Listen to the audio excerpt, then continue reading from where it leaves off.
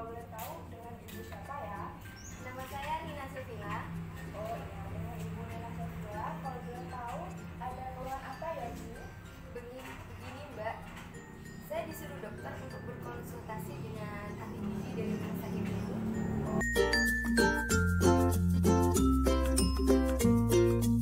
Oh begitu. Kalau boleh tahu saya boleh lihat surat rujukan dari dokternya dan hasil labnya mungkin kalau ada.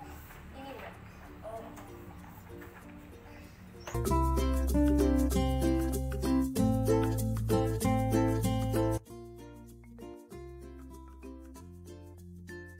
Berikut adalah contoh hasil laboratorium dari pasien dengan penyakit diabetes. Bisa dilihat bahwa glukosa darah puasa dari pasien adalah 284, sedangkan glukosa 1 jam PP adalah 391.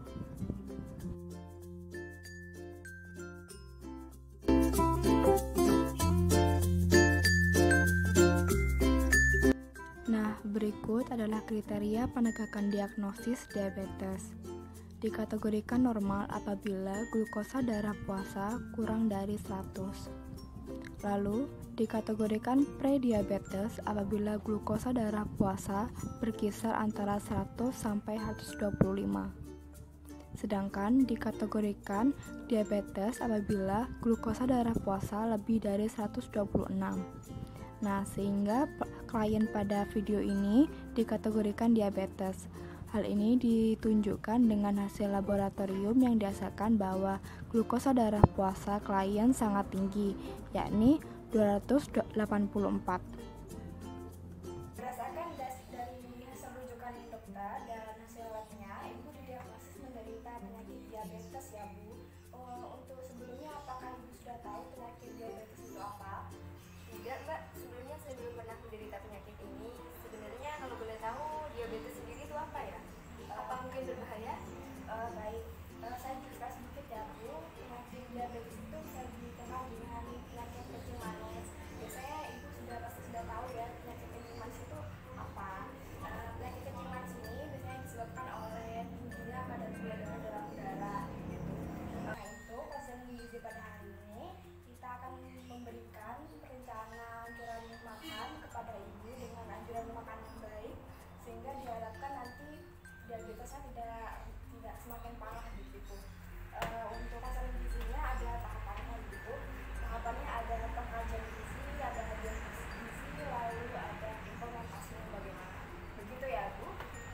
Apakah Ibu bersedia? Baik Mbak, saya bersedia. Baik.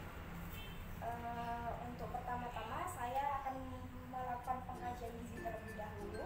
Kalau boleh tahu Ibu umurnya berapa ya? Umur saya 20 tahun. Umurnya 20 tahun ya Bu.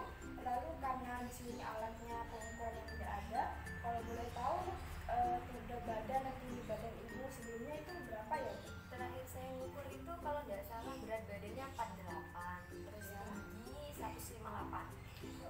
Gitu ya, baik. Berat badannya 48, lalu tinggi badannya 198 ya Bu.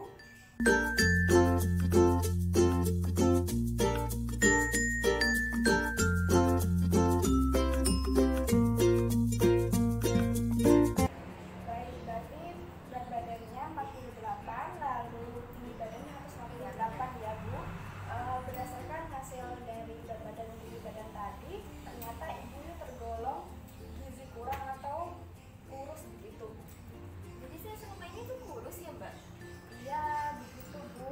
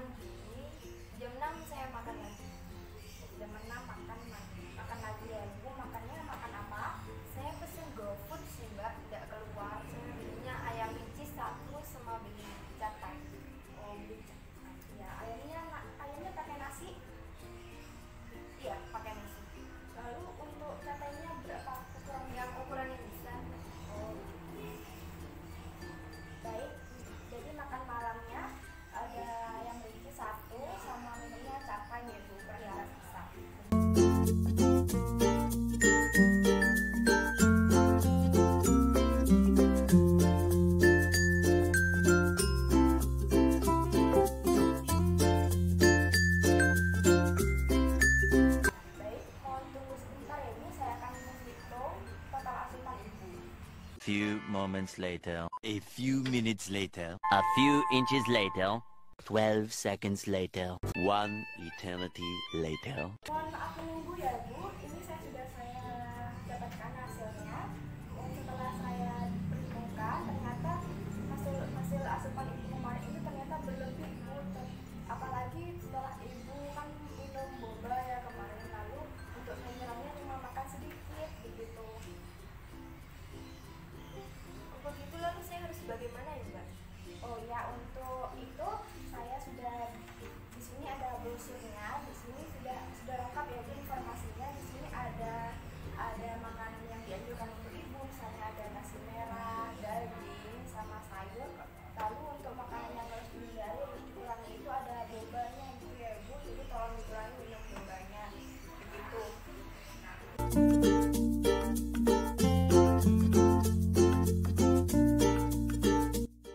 Ini adalah infografis tentang kalori yang terkandung dalam boba. Seperti yang tertera pada layar, untuk kemasan 473 ml, boba mengandung 263 kalori dari teh susu, 152 kalori dari gulanya, lalu 106 kalori untuk bobanya. Jadi totalnya terdapat 521 kalori dalam segelas boba ukuran 473 ml. Di sini juga diberikan tips sehat saat minum boba, yaitu caranya dengan mengunyah boba dengan benar, lalu tidak dianjurkan untuk dikonsumsi setiap hari agar tidak diabetes.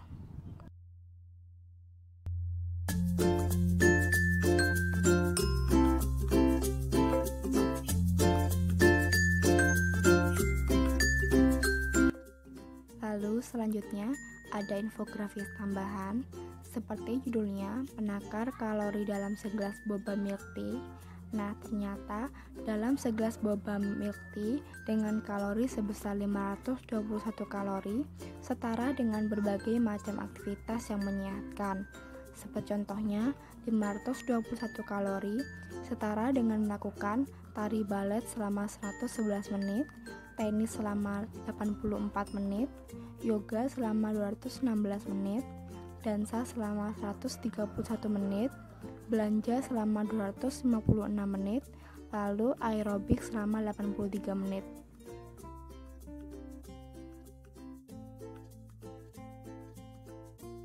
Mungkin ada yang perlu ditanyakan Ibu atau mungkin kurang jelas? Sebentar saya baca dulu ya Mbak. Ya.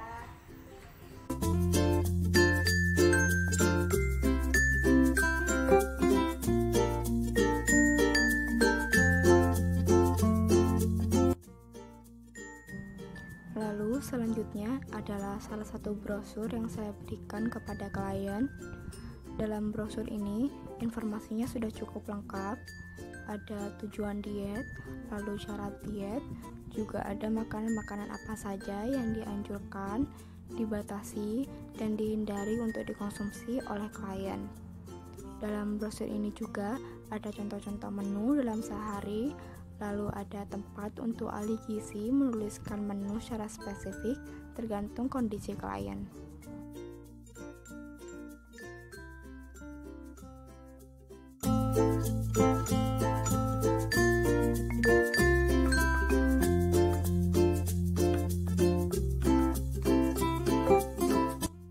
Berikut adalah referensi brosur lain yang saya berikan kepada klien.